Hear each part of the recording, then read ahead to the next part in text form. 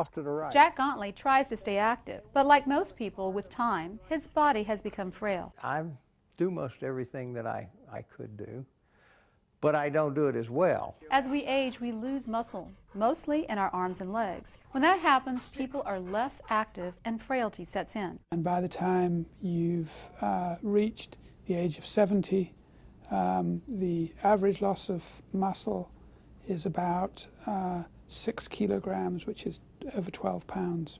A new drug has been found to increase 20% of muscle mass. It's called MK677. The drug mimics and stimulates the body's natural growth hormone. The hormones help fuel muscle growth, which can help keep people more active into their later years. I think that it may be able to enable people to remain independent for longer. Jack noticed the benefits. But what I felt like was I did have an improvement in my strength. In the small study, no serious side effects were noticed, but long-term, larger-scale studies are still needed to confirm the drug's effectiveness before it can be submitted for approval. With the Health Team 9 Health Watch, I'm Dr. Linda McClintock, Bay News 9.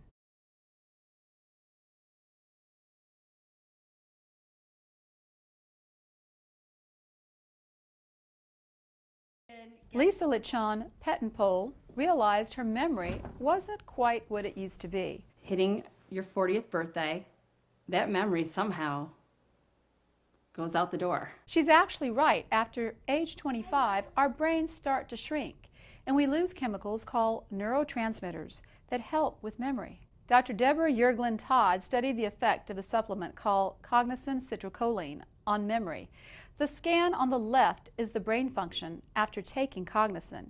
You can see the increase in brain activity. So what we did, which was novel, was to look at actual metabolism changes in the brain after supplementation, and therefore could show that this is not just a feeling I have, but a feeling linked to a biological change. Lisa says she notices a difference. One of the greatest things that I've been given back is the ability to remember to go back and finish what I started. All of the study participants showed an improvement in their memory with no serious side effects. You can find citicoline in pharmacies and health food stores. With your Health Team 9 Health Watch, I'm Dr. Linda McClintock, Bay News 9.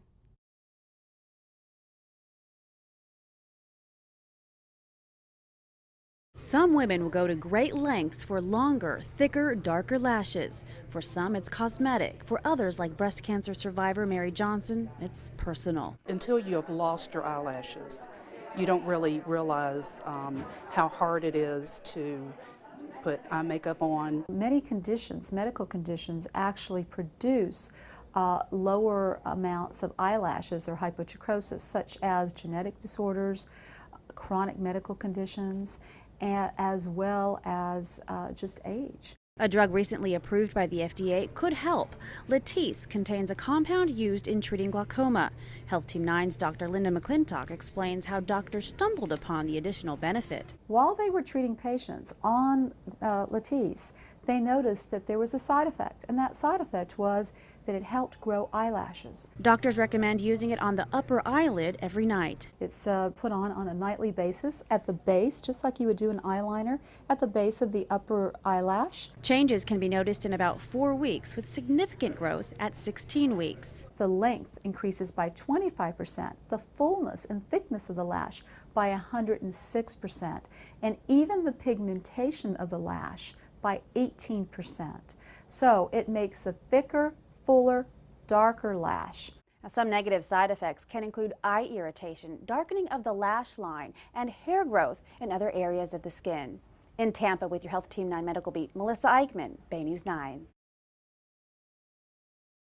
9 years old. Take a deep breath and blow. And already Maddie Zach is having her cholesterol tested for the second time. We are waiting for the results of your labs. For kids like Maddie, who have a family history of heart disease, pediatricians like Jennifer Shue recommend the test as young as age 2. The children who would be the most concerning are those who are already overweight or obese, or if they have a family history of early heart disease. Children with a high cholesterol should make some lifestyle changes, such as daily exercise and eating a healthy diet.